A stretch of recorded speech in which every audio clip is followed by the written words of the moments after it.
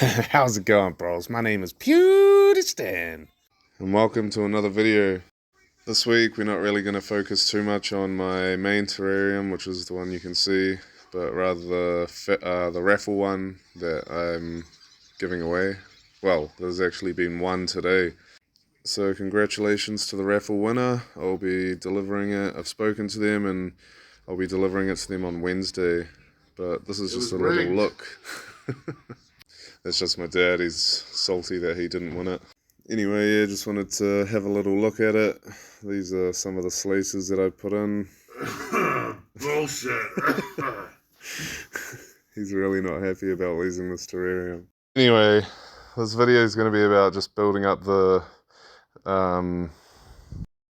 residents in the raffle terrarium before I give it to the prize winner. And we'll also just have a look at that small terrarium, which I actually gifted my old man for his birthday. But we'll get back to that later in the video. For now, we'll talk about the raffle.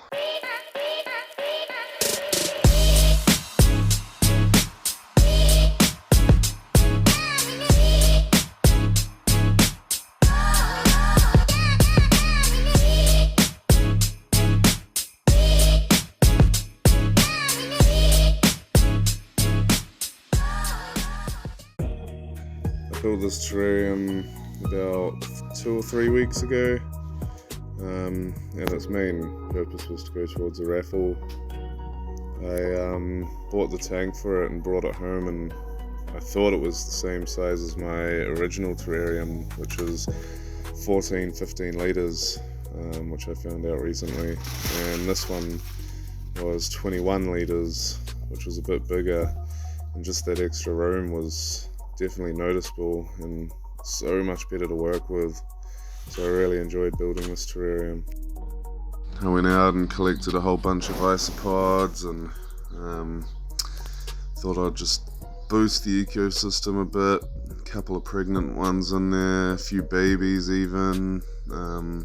One of the isopods actually gave birth in that jar. I don't know if you looked closely, but you could see a whole bunch of baby ones walking around on the bottom.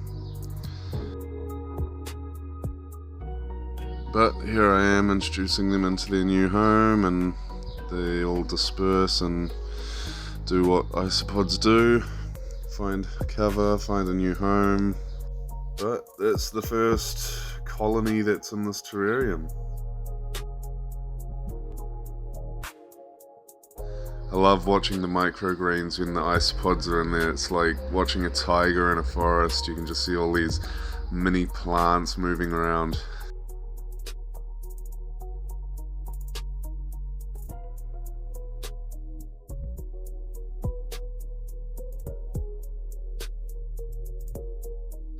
And here we go, first time lapse on the channel. It's looking pretty good. I reckon it looks mean actually. All of the insects just move around and just go about their day.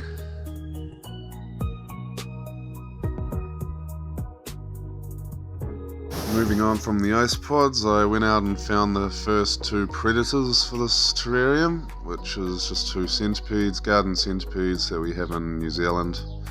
That's pretty much the biggest they get of that kind anyway. We do get big centipedes in New Zealand, which I only just found out not long ago. I saw one, I was doing some work up at my mum's place at the beginning of this year, and digging up, or well, filling in the pond that's out the back of her house with an excavator. I found a few of those giant centipedes and freaked me out. So as you can see, this is just after we put the centipedes in the terrarium. It kind of came in and just hid straight away under those baby tears moss. You kind of saw them pop in and out just at the beginning of this time lapse, but probably won't see them again until night time, because that's when they come out to hunt.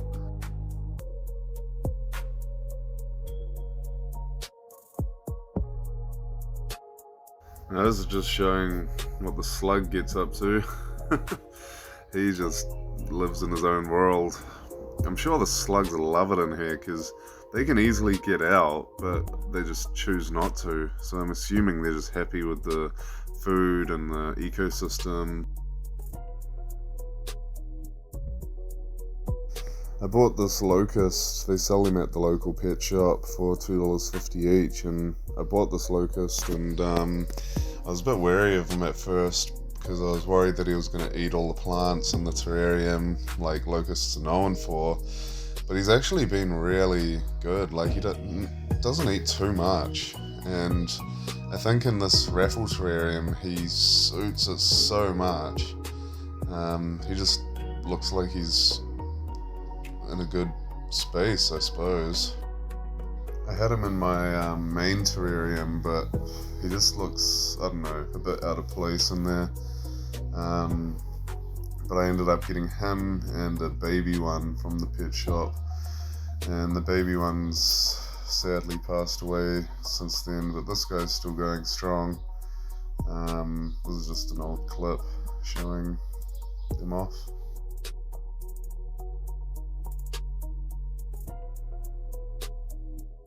Now, when I was making this terrarium, I thought I would try something new and make like a hill in the corner where that Photonia, or nerve plant is what they're called, and I love the colours that they have.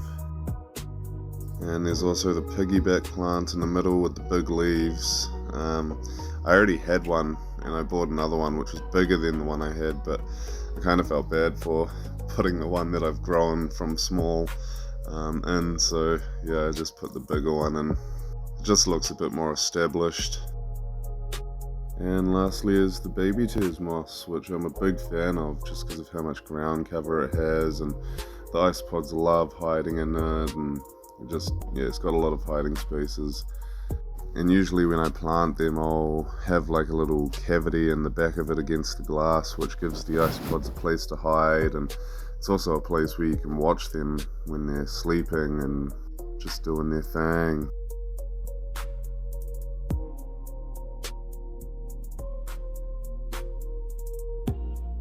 They always look so clumsy when they're climbing through it. It's almost like a jungle gym for them.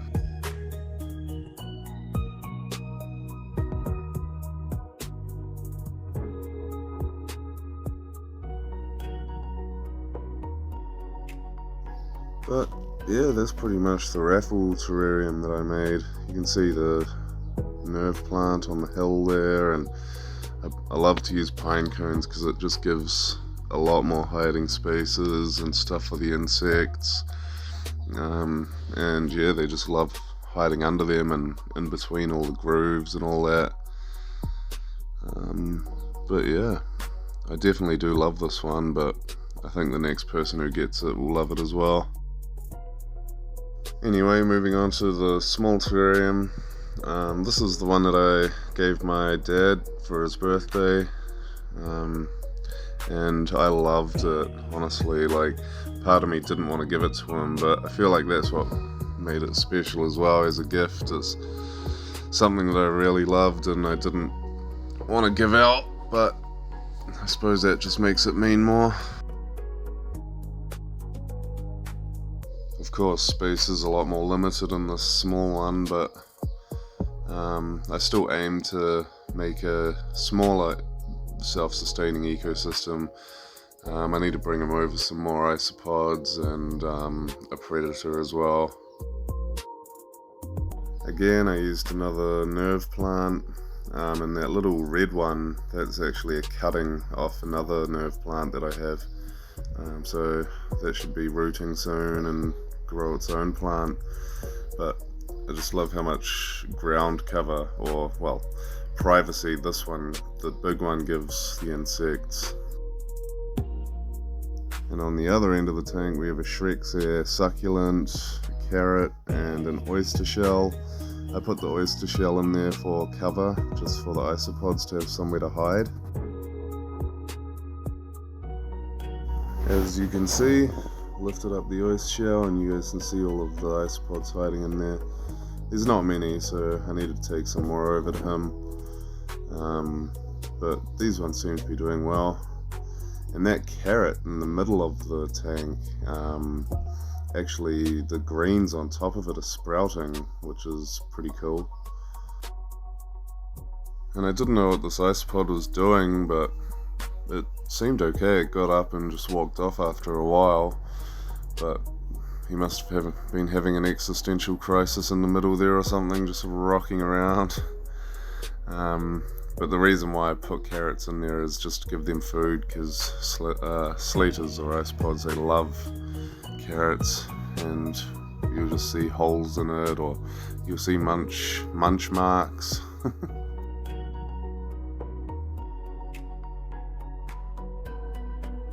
But yeah, that's pretty much the small tank as well.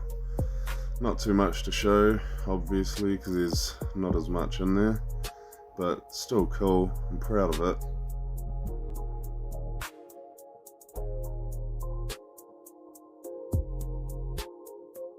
But yeah, anyway, that pretty much sums up this video. I hope you guys enjoyed. I know, again, the quality of these videos are pretty average, but I'm hoping to get a proper setup soon with a ring light and a laptop with proper editing software, so it'll make my job a lot easier and it'll just be a lot better to watch, and a better microphone, of course. Anyway, I hope you guys enjoyed, and yeah, that's the end of another video.